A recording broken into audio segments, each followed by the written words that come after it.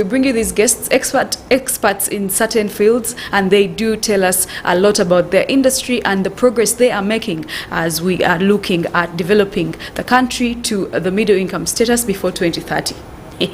Will that be possible? I do not know. It is you and I to, put in our work and do the best we can. The role of the media is to bring you such guests so that we can see exactly how they support this cause. Now, it is Protea Hotel by Marriott on sponsorship, and we do thank them for that. You can check them out. They are located in the heart of Entebbe town, right next to Entebbe International Airport. Now, of course, to start us off, we are going to hear from our guest. She's going to say hi to us, and her name is Miss Agnes. She is from the Food Rights Alliance, and of course we are going to be discussing unveiling the food safety concerns in Uganda today. Before that, you do not forget our social media platforms are at Church of Uganda Family TV, Twitter, Facebook, Instagram, Twitter which became X anyway, and Instagram, as well as YouTube, where we stream these videos live, and you can go and of course have yourself a watch. Then you can send us a comment, share with your friend, and like. That will be enough for us. You are most welcome. Thank you, Carol. How are you? Fine, thank you. Good morning. Good morning. Happy New Year. Happy New Year. You look very beautiful. Oh, thank you. Good morning, viewers. Honored. It's a great honor that I'm here. I'm back at Family TV. And I'm happy that you're out there watching us. Let's have this conversation, because it is what we have. So it is what is remaining for us to have. Exactly. So you're from the Food Rights Alliance, which has a mandate to fight inequality, yes, to end a hunger and malnutrition around the community. Sure. Tell us about that. How is the Food Rights Alliance doing? We are still struggling. The task ahead of us is actually very huge, and we thank Family TV because for hosting us this morning. It's a great opportunity to struggle along with you. You're giving us a lot of support, giving us this opportunity at issues at hand. Food Rights Alliance, we are okay. For starters, it is a civil society organization that has devoted itself on food and agriculture systems strengthening, to see that everybody walks home with an adequate meal.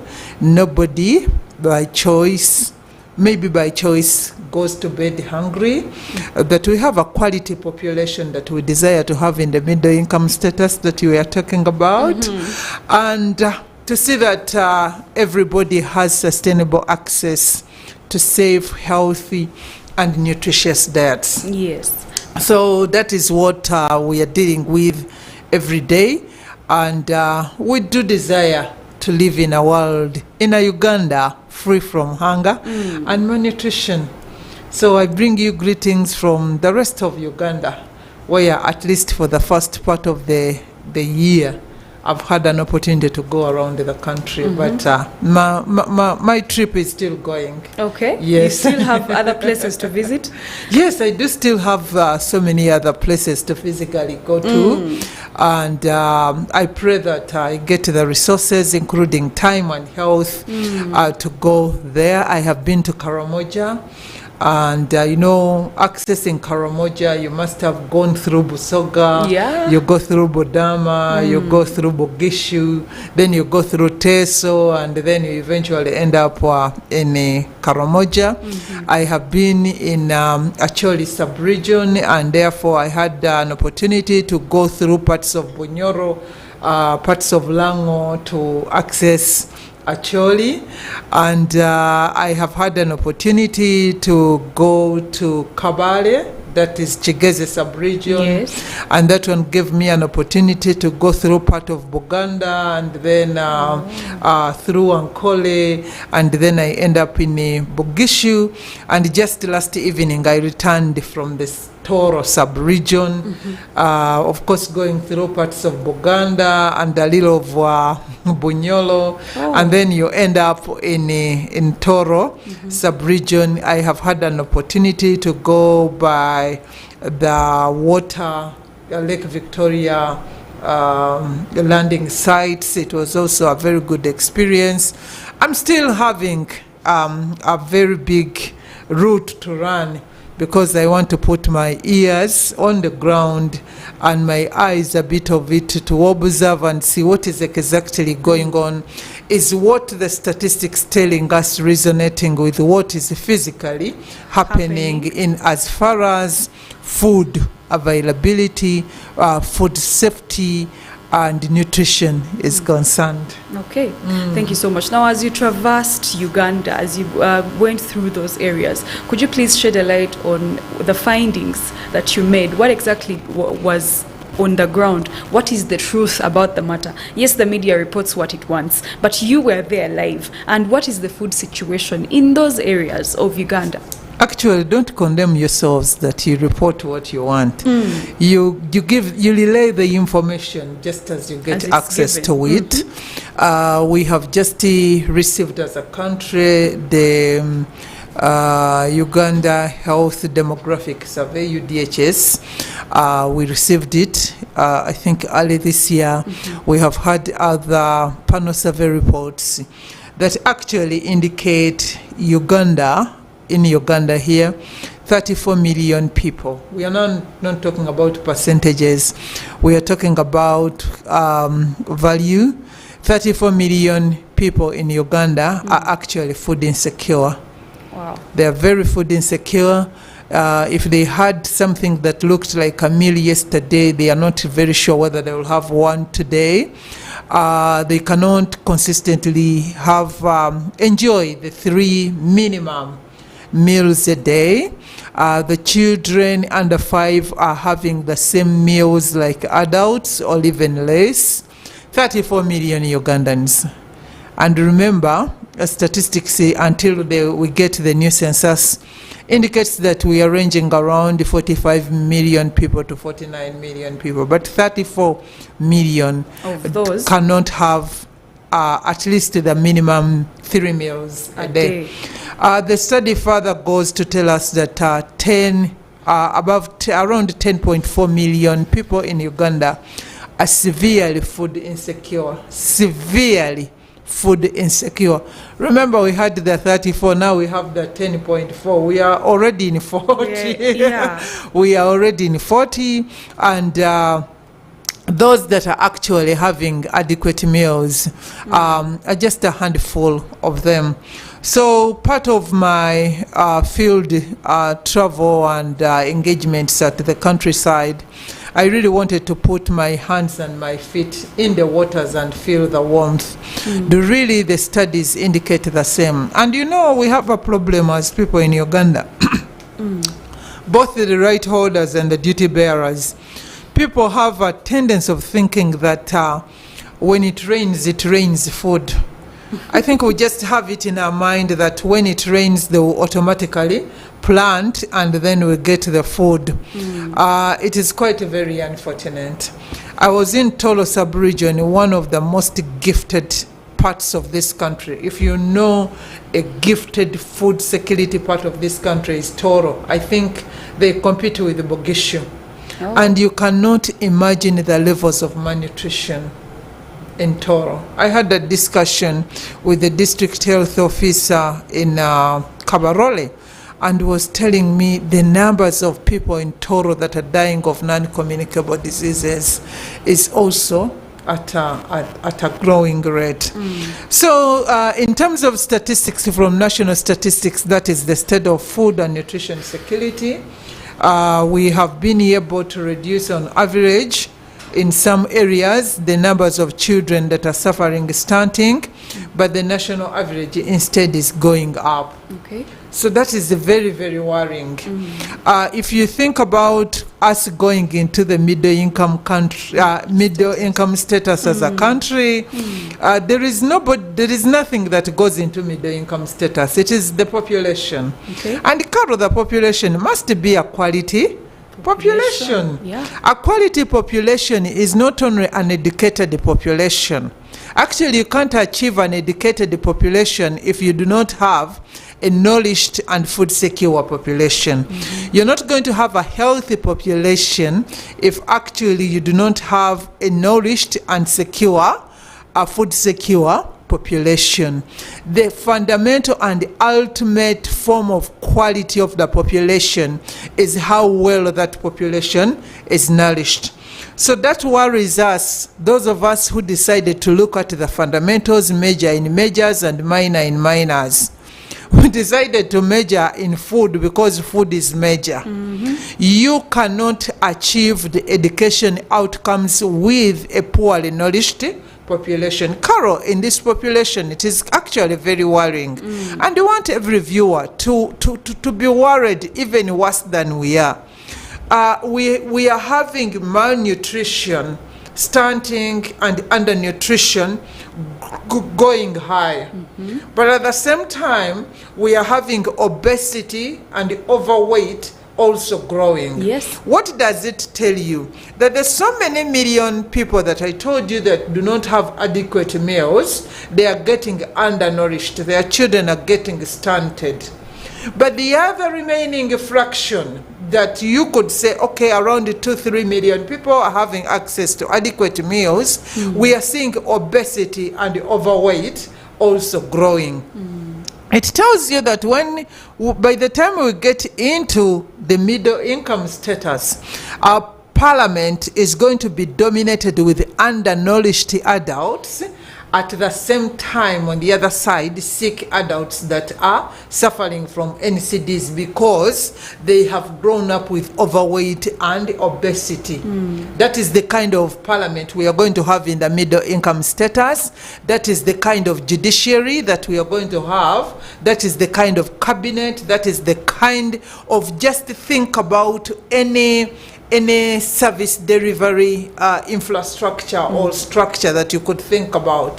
That is the quality of population we are going to have. Okay. So from evidence, that is what statistics tells you, but I'm also to tell you that I have not experienced a discrepancy between what I have seen on the ground and what exactly statistics is telling us. Don't be fooled. This rain is not raining food. There are certain things we must fundamentally deal with if this country is going to achieve household and national food security. Okay, thank you very much. There is a contradiction somewhere. Toro has the food, Yes. but people are starving. Yes. The same to Gishu. What could be why is the contradiction there? Because we would imagine that such communities which are endowed and blessed with food and everything is available, their citizens would be okay and not under the 10.4 million or 34 million who are food insecure. Where is the contradiction coming in? Actually, if you're to take Toro sub-region, for instance, like, yes, it is the most in terms of diversity of food, the food types that, the climate, the hard labor the people of Toro are giving, but all of the food leave Toro. All of the food leave Toro. To outside Toro. The moment food became a non-traditional cash crop, and we still thought by governance that we are going to continue looking at the issues of food that we used to look at them traditionally, we got it wrong. One of the weak aspects we are dealing with in this country is poor food governance. We do not have proper leadership when it comes to food because our leaders, our generations, grew up in society where food was a free good. You could be just on your way, you find people are eating, and then they would invite you for a meal. True. Food was just available. The children would just walk through the community, eat all of the fruits they want, the mangoes were available. Oh, just imagine the jackfruits and then come back home. That is the kind of society, the kind of establishment grew up in. And unfortunately, we have not outgrown that mindset even as we grew up to take up responsibility. So we have not thought about how adequately we can govern our food system to make sure that we achieve equity and justice. So when food became a tradable commodity, chicken is no longer allowed to hatch all of the eggs. The eggs are ending up, the indigenous eggs from our local chicken with yellow yolk, Yes. they end up in the market. The chicken follows into the market. The jackfruits are harvested when they are not ready, and they end up in the market. Everything is going through the market. Actually, when you look at some studies done by some organizations like Kabarole Research and Resource Center, indicate that the rural Toro is more food insecure than Fort Portal. Oh, the town. Yes, and we all know that actually food around Kampala in the city center is a bit cheaper than it is in Inatete, Yes. in Chireka, Very and you know that. Because the food comes and it gets aggregated and aggregated into the center, leaving the outer areas very, very insecure. So the issue of food governance, letting food leave the communities unregulated. You go to communities and they tell you trucks with the outside country number plates. They go to the deepest areas in the community. So communities, because of the biting poverty, because of the lack of guidance and just being hoped to look at the world in a different way, they are selling their food after weeding. They are selling their beans at flowering. You get? They are selling their cassava plantations. People only need to sell tubers, but if you sell, I visited a community in Western Nile, and they were telling me their experience that they were selling their cassava plantations to Sudanese, people from Sudan. Trucks would come. And to their surprise, they thought that when eventually the person who bought the garden comes, is going to uproot and take the tubers. They were very surprised. The trucks came, took the tubers, took the stems, took the leaves.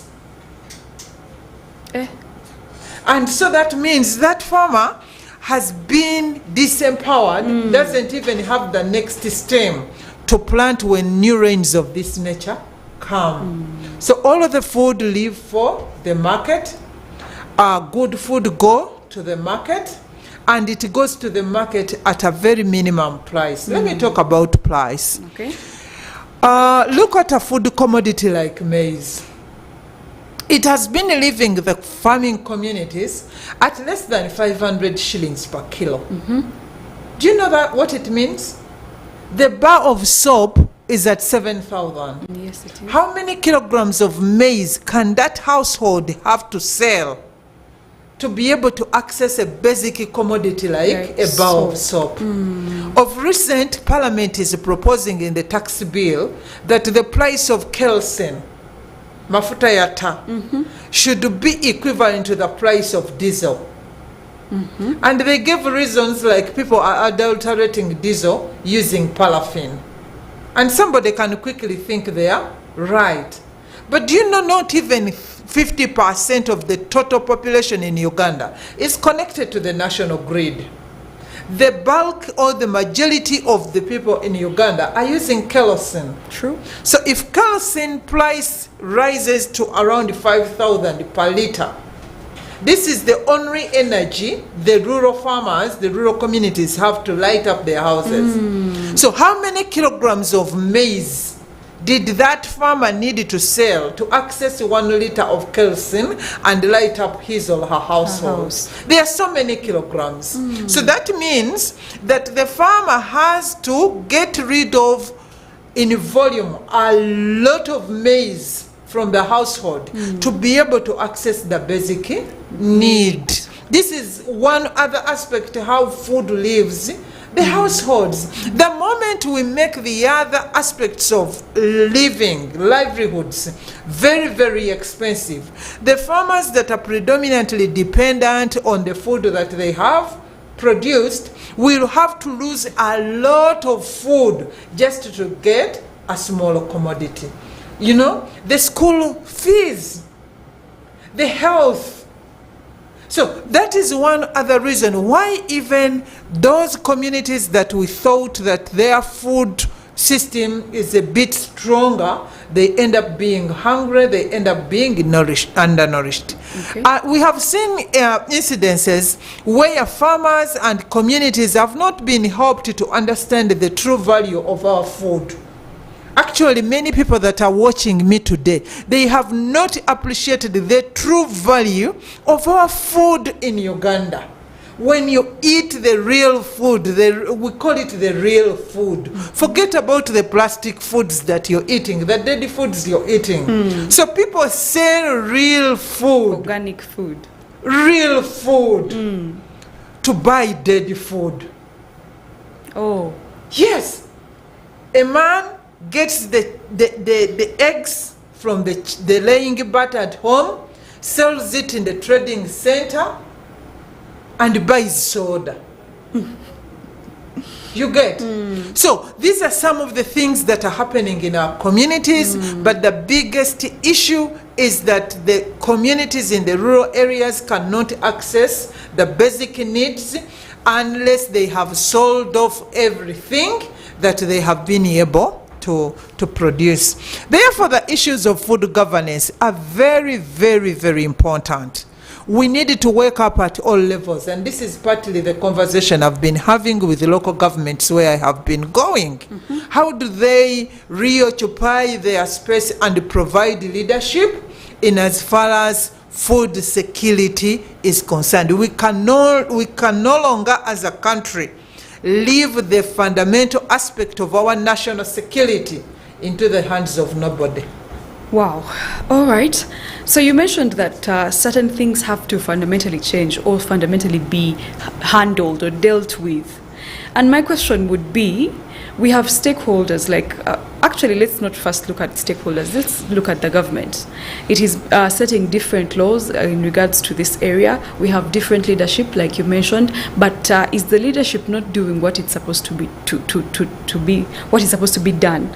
Or if yes, then what should be done? Let's say they are watching you right now. What exactly should they start with immediately to effect change, positive change in this area of food insecurity?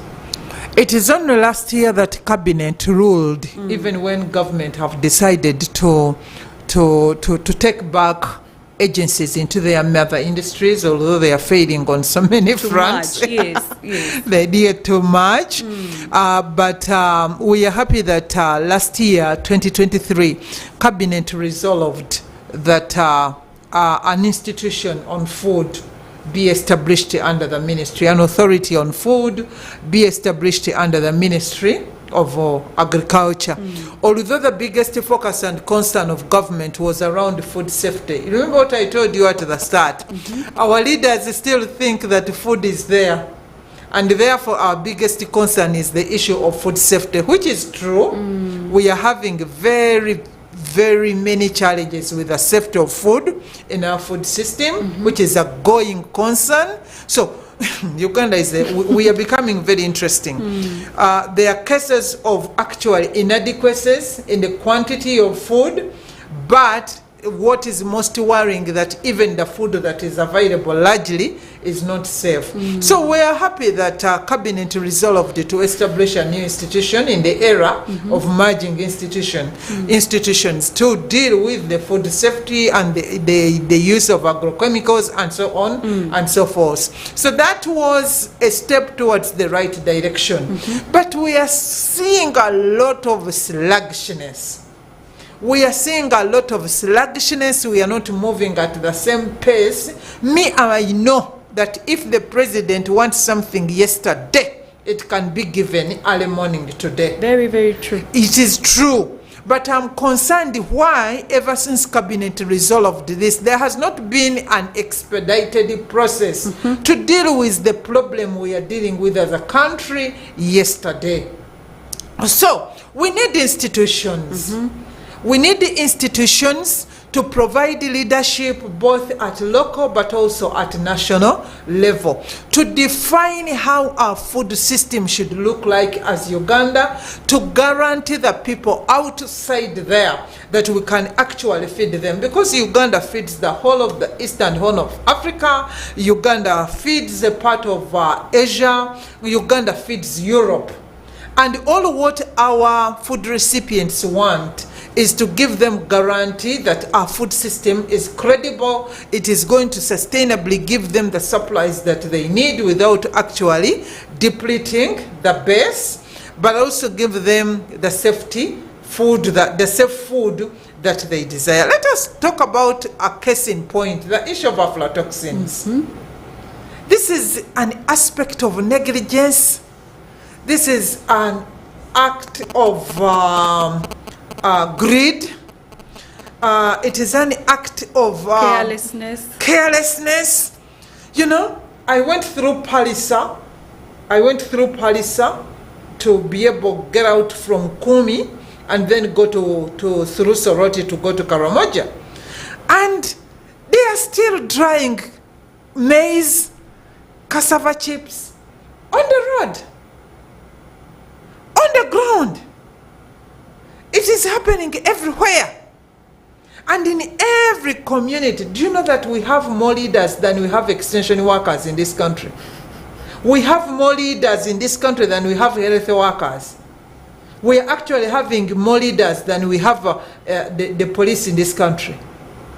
There is a leader at every level, from chairman, Simanyi Council, Women Council, Youth Council, the councillor. We have so many leaders, RDCs, assistant C. We are having PSOs, GISOs, ISOs, and that. We are ruled left and center. But you go through the communities, people are drying food on the ground. I'm telling you, people are only courteous that they are still eating our maize. If you ate posho yesterday, chances are very high that the posho you ate had aflatoxins. You had the cases when our food was rejected by the Sudanese. It was rejected by Kenyans. And you don't know how many times our food is being rejected in Europe. Our consignments. Do you know why you don't get to know? Because we pay for them being destroyed where they are. They make it very expensive for us to take their food that is not safe. You ask yourself, where did the condemned maize on the Kenyan borders go? People think they brought it back to Chisenyi and you ate it. Oh my God. If you did not eat it, they gave it to the chicken, they gave it to the pigs, they gave it to the dairy animals. But when it comes to an issue like aflatoxins, you're just extending the time you will eat your aflatoxin.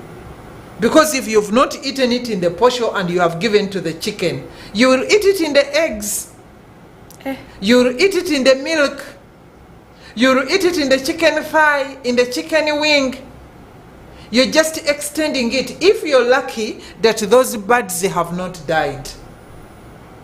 So that is an aspect that the leadership within our community is capable of doing. But also the farmers themselves.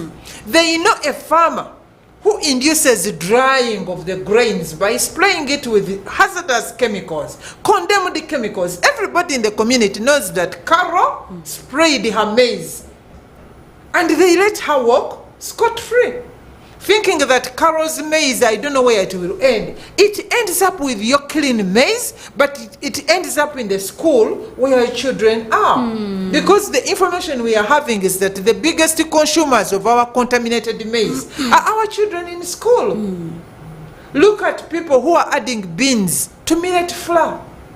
Look at how our ground nuts paste is being adulterated in the marketplaces. Look at the tomatoes that are being sold in our marketplaces. The tomato is supposed to be red, but the tomato is white.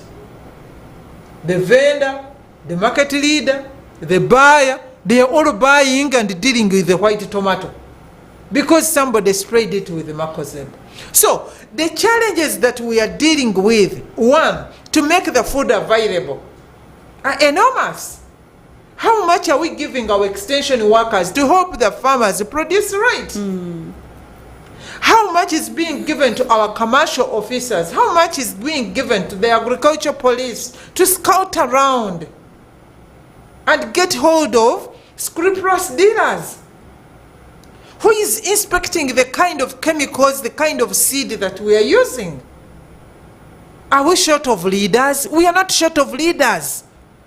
Every village is becoming a constituency. Every household is becoming a parish. You know, we are having so many leaders. And those leaders are leading maybe on certain things that I don't know, I'm not aware of, and I beg to be. Yes, but they are leaving behind the most fundamental, that is food. Secondly, we the people, the consumers, I'm here on Family TV to tell you that you're going to hurriedly go to meet your creator when your creator is not even ready for you. Because our creator is an organized God, he's a planned God. But some of us are hurriedly, I think by surprise. He sees you coming and he says, but how? How have you arrived here? Simply because we are eating ourselves to death. The kind of chips that you ate on the street in the trading center yesterday, have you learned that those women that are frying the chips, one, the flamping is wrong. It's not supposed to cook food. First of all, they use reused oil. Besides they reuse the oil, they contaminate, they add transformer oil into that oil. What? So you ate that brown chicken, you ate those chips, you're hurrying yourself to go and meet God when even God is not ready for you. So we the consumers, who are going to answer for our actions before our creator? Why are we leaving our food into the hands of everyone and we are not asking any questions? Ugandans eat place. We eat place. But you can't blame them. They don't I'm going to blame you because you're going to lie alone in your grave. I will continue blaming you because when I'm on the queue serving food and I'm asking questions about the food, the people behind you are saying, we knew that she was the one. You're eating hurriedly yourself into your grave, and you will not be able to be answerable and accountable for your actions. Because what happened in Genesis, God placed all of us in the Garden of Eden to take care of it, but also to eat. If you're Malaga eating everything and you're not asking any question, perhaps if we start asking questions as consumers, then our leaders are going to stop sleeping on duty and the question gets solved. Okay. When you're adding chemicals in your food there, and we are all vendors, I'm seeing you and you're seeing me. What have I done? Why is it that our health is being traded into trading licenses? The leaders, all what they want from a vendor is a trade license. They don't care about the quality. The urban leadership, the urban market leadership, what are you doing? Can you go beyond having access to that trade license and save this population? I know when I will be lying down as a consumer, you will lie down twice, you as a leader, because God has chosen you to provide leadership and you're sleeping on duty. All right. Hey, the conversation is a little bit tense, but these are facts, honestly. Yes. This is the truth about the matter. And we hope that if leaders are out there watching, they can really, really be fast and do something about it. Otherwise, all of us are not safe. I was saying don't blame them because they don't have the money. Chips on the road is 1,500. And who told you? Organic food is expensive. And the potato is how much? 5K. Don't be fooled. Don't be fooled to be told that this is fast food. You're fast running to your grave. Let's take a short break. We shall be back with our guest Agnes Chirawo from the Food Rights Alliance. Issues at hand, powered by Protea Hotel by Marriott Entebbe. Comfort and luxury at its best. Family TV, enriching lives.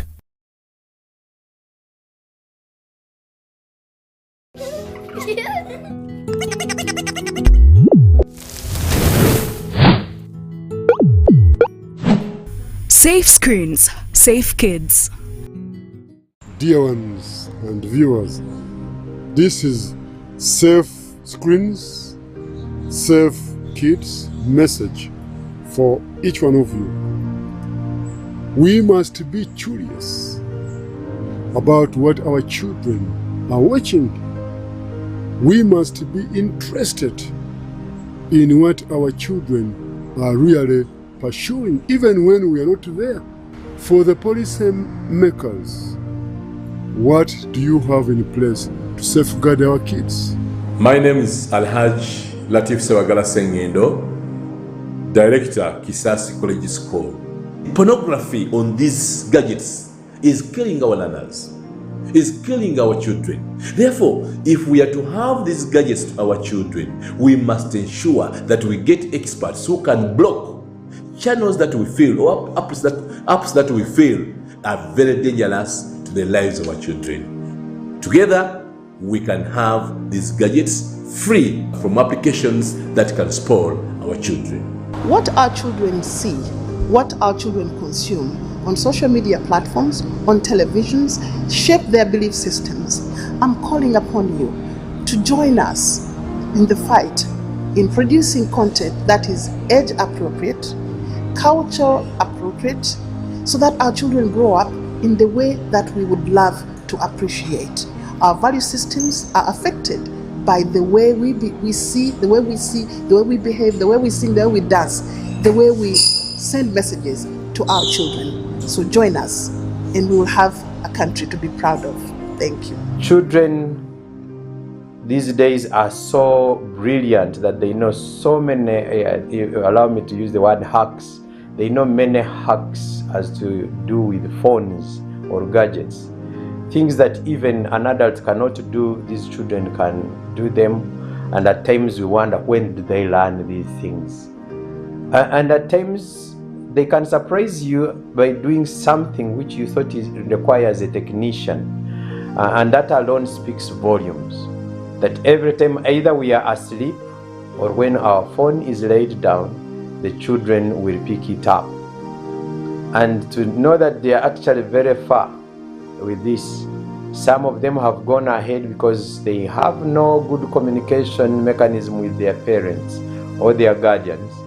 They are able to have WhatsApp accounts on your own phones, and I'm speaking to you, mommy, you daddy. They have their own WeChat, Snapchat, Instagram accounts, Facebook accounts, WhatsApp groups on your own phone. After using your own phone, they archive it and it cannot be active until they unarchive them. And you may be surprised, when is this done? And so this requires you and I to be closely supervising our children, to be closely in discussion with our children. There was a time when every time I come back from school, I go back home. Then after that I start saying, let me go, and I do everything very fast. Then after that I sit down and then I start. Now I had this game, it was so, I liked it so much. I would play it until I don't even get tired of playing that game. It was called Piano Fire. Whenever my mom tells me, Shante, come and help me in the kitchen, then I'm all like, Mommy, I'm coming. Then I first say, let me first finish my last chance. That chance becomes chances and chances and chances. Then she comes, then she's all like, Shante, didn't you hear me? Then after that I get annoyed. Then I go and I throw the phone on the bed. Then I get out, I go and help her. And when I'm even helping her, I even do a mistake just because of that anger. Negative impact of them mostly is social immorality in schools, because we as the young, we're very inquisitive, we want to know more about each and everything, so that anxiety in us pushes us to do a lot of stuff that degrades us in some way that we don't know. Mostly circulation of pornography. Hard work pays but pains. You can go through this now, like in boarding. I wasn't so used to going for preps in the night. You can doze, and the teacher is all like, "Aya night dancer." I'm by the names of Nanyanzi Faith, aka Feliz Study Superstar. I think the school should get This is Church of Uganda Family TV, enriching lives.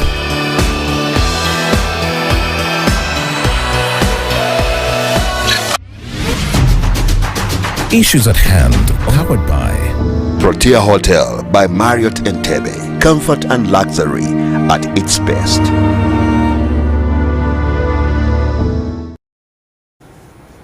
There are over 30 new cases of cancer each and every day recorded at the Cancer Institute, Uganda Cancer Institute. And this is just so scary. Some of the causes, major causes of cancer, include the way we eat our food. Some foods are very, very high in certain chemicals or certain things, cholesterol and all that, which in the long run affects very many parts of our bodies, including the liver, nervous system, heart, kidneys, name it. So what you eat, you are supposed to watch what you eat. That is the discussion we are having today of food safety and making sure that you get aware, or you are aware of the situation in the country right now as regards to food safety. Remember, our guest has told us 34 million people in Uganda are food insecure, and 10.4 million, not of those 34 million, plus. So we have 34 million people food insecure, and then plus 10.4 million who are severely food insecure. We are 45 million, so almost more than half of us are food insecure. Anyway, we are here with Miss Agnes Chirabo from Food Rights Alliance, and she's taking us through the discussion. And I'd just like to start from, we looked at government and how it can contribute. How about other stakeholders? Because you have different non-government organizations that have come up, like the Hunger Project, to deal with this issue, but we are seeing little impact. What are those other stakeholders supposed to do, or what are they doing wrong? You need to know that non-state actors complement government. True. You cannot accompany a non-going guest. Hey, I guess you cannot raise up and say Mperekera Gundi, who is going nowhere. Yeah. And that is how very important that we want our government at all levels to reoccupy their position and be able to provide leadership into a certain direction. We are moving as uncoordinated troops. It is true, everybody is doing something somewhere. And we cannot even aggregate what everybody has done because the leader has not provided direction. We might be doing so many things when what we are doing is not the right thing. We have a Uganda Nutrition Action Plan. And the recent assessments that have been done indicate it is categorized into 3 areas. Nutrition specific, nutrition sensitive, and nutrition governance. Okay. In terms of costing, in terms of bulk of interventions are in nutrition sensitive. These are the interventions by the Ministry of Agriculture, Ministry of Trade, Ministry of Water, Ministry of Gender, Ministry of Education. They are all in nutrition sensitive. Then we have nutrition specific by Ministry of Health. These are the ones that rehabilitate if we have mismanaged ourselves or failed to do anything about ourselves. They are the ones that tell you failed to eat the pumpkin to get zinc, so let us give you a zinc supplement, something like that. Or if the child is malnourished, let the child be admitted in Mwana Mujimu and then be given therapeutic foods and things like that. Then we have another category, which is the nutrition governance. This is the one that is supposed to look at the systems and the structures, the financing and things like that. When they were costing, the bulk of the money went to nutrition specific. We still think that we are going to fix everything clinically. A substantial amount of the budget was shaped to go under nutrition sensitive, and very little on nutrition governance. But the assessment reveals that actually nutrition governance that received the least budget in terms of planning has also received the least amount of money, because people think food will happen, and if it fails to happen, we shall go to hospital and be fixed. You get? So, that is why we are failing to have leadership. That is why we have failed to be given guidance. That is why the center is failing to hold. And therefore, a lot of resources, a lot of will, a lot of interventions go down the drain because the leader is not there. We are just mamese manji, so many rats moving in crowds and going nowhere. So my dear, I agree. There are so many organizations. I can give you a case of a region like Karamoja. Again, the most recent assessment by Office of the Prime Minister revealed they were doing a stakeholders analysis for food security and nutrition, revealed that Karamoja is the most densely populated region with so many organizations that you're asking me, private sector and state programs, but it is the most food insecure region. Why? Because we are putting a lot of money. Even when you sit with the local leaders, they are asking you, what have you come to do? We want the people who are doing things in the community. They don't actually feel that even themselves they needed support in terms of governance to lead the so many stakeholders. And when you tell them that, you know what, for me I'm here to make sure that your systems get strengthened, they feel demoralized and they don't want to have a discussion with you. They want to hear, I'm going to give out so many piglets, I have come with a tractor. That's what they want to hear. And not necessarily providing leadership. So my sister Carol, yes, we are all working, but only that we are moving as uncoordinated troops, and we are going to stay living with the challenge. And our desire as FRA that have committed ourselves on food systems strengthening is to make sure that the government, the leader, sits in his or her driving position and provides leadership and direction to all stakeholders. Why do we have institutions on everything in this country and we have not had an institution on food to plan for our food? Either way.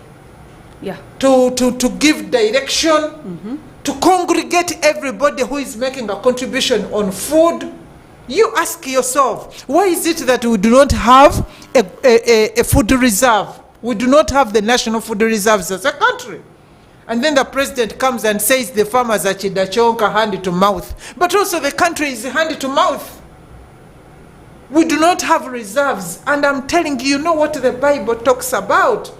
We are supposed to have the reserves in the times of plenty to prepare ourselves for the times of scarcity, or else we are doomed.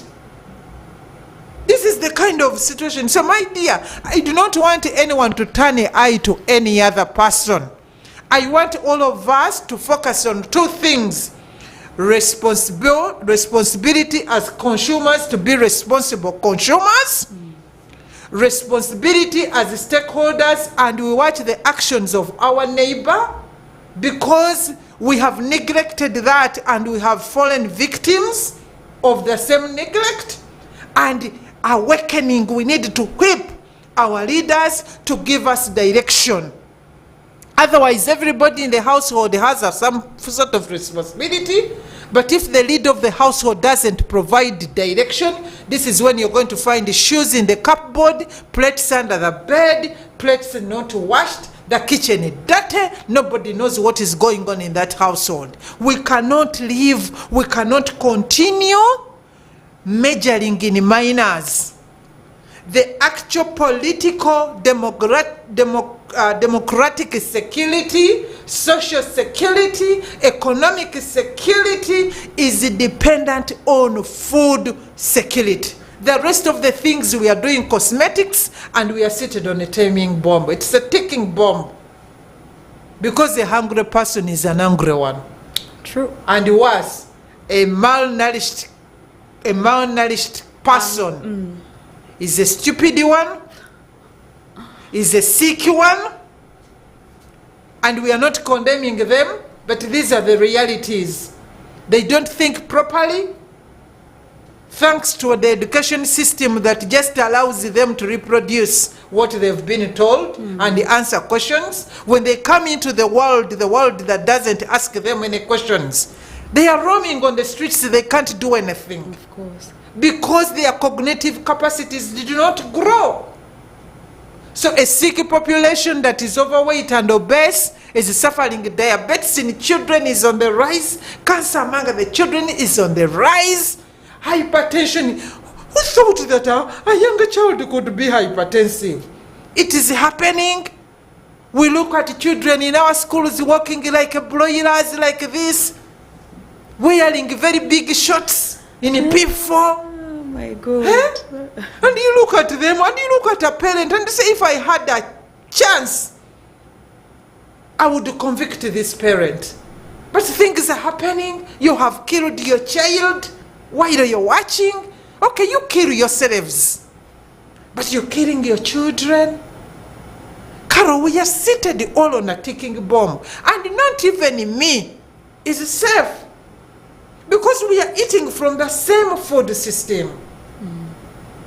I don't know the egg that I'm going to have in an omelette, whether the chicken had contaminated feed with aflatoxins. I don't drink milk deliberately because my body, I think, knows the owner.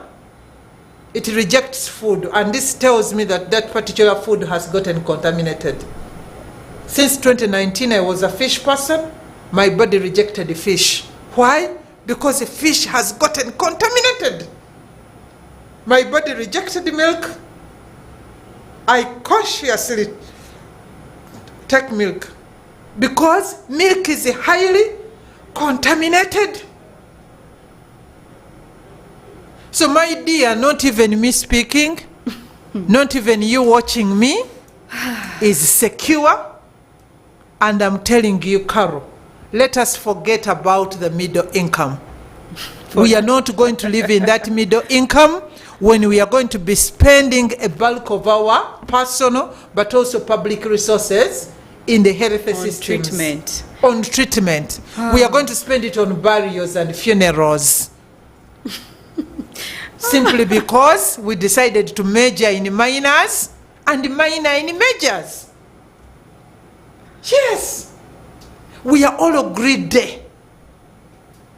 We are all greedy. You woman, why are you adding transformer oil?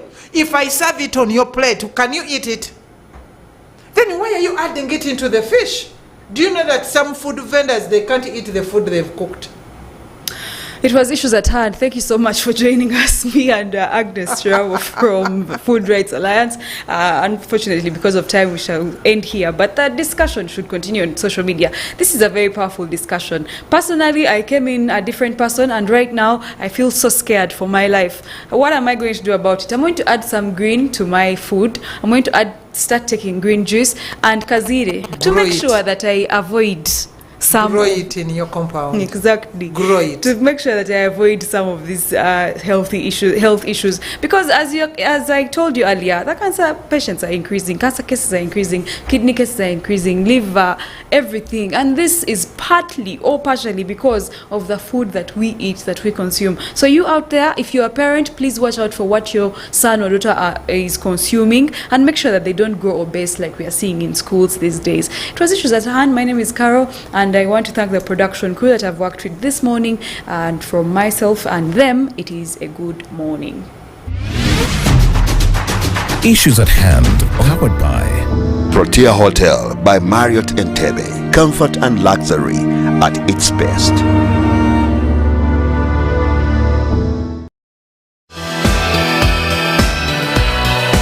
This is Church of Uganda Family TV, enriching lives.